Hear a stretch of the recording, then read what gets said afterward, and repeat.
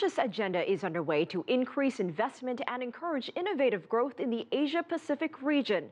It's an economic agreement being negotiated by what is called the Trans-Pacific Partnership, or TPP. It's comprised of 12 member countries, and together they account for 1/3 of the world trade and 40% of its GDP. Here to talk more about the TPP and the issues they're confronting is our political commentator, Laura Carlsen. Laura, welcome. You know, a massive free trade deal between the United States, Canada, and 10 other nations from the Asia-Pacific region has been under negotiation for years now. And President Obama has been pretty supportive of it, but he still needs the U.S. Congress to approve it. So can you give us an overview of the deal, where it stands? Right. This is called the Trans-Pacific Partnership, and it's a huge trade agreement that involves the countries of the Pacific on both Latin America as well as Asia. This treaty is now being negotiated. It's gone through many, many rounds, and the Obama administration is pushing it heavily. Basically, it would reduce tariffs, but that's really a minor part of it.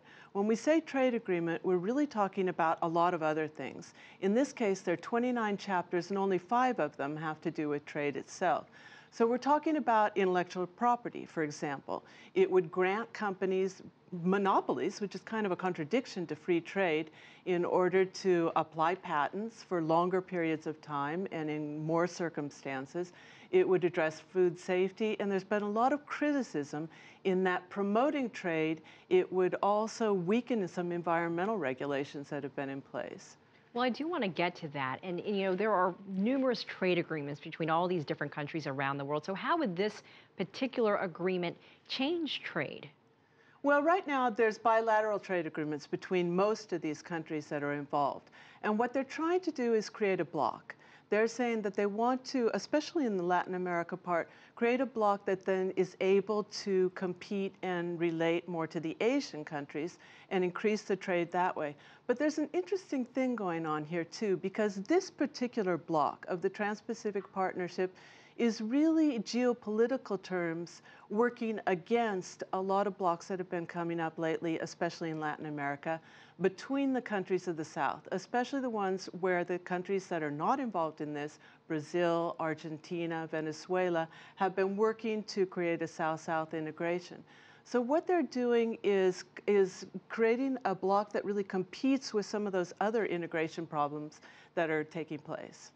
You know, you mentioned environmental protection. Is that a concern with this particular agreement? For example, how would the fishing industry and timber trade be affected? It is a concern. Environmental organizations have brought it up a number of times, especially since WikiLeaks leaked the environmental chapter of it. This was a very important point in the Trans-Pacific Partnership, because another one of the big criticisms is that there's been no transparency. The people who it affects have really had no information practically about what's being negotiated. There's been a lot of secrecy on it. So when the environmental chapter was leaked, what they found out is that in almost every part of it, they were watering down any kind of binding rules within the trade agreement that really have been part of trade agreements in the United States since 2007. In fisheries, for example, they're concerned about contaminated fish coming in from some Asian countries. They're concerned that there's no binding rules regarding overfishing or fishery management and the quality of the food that comes into the market.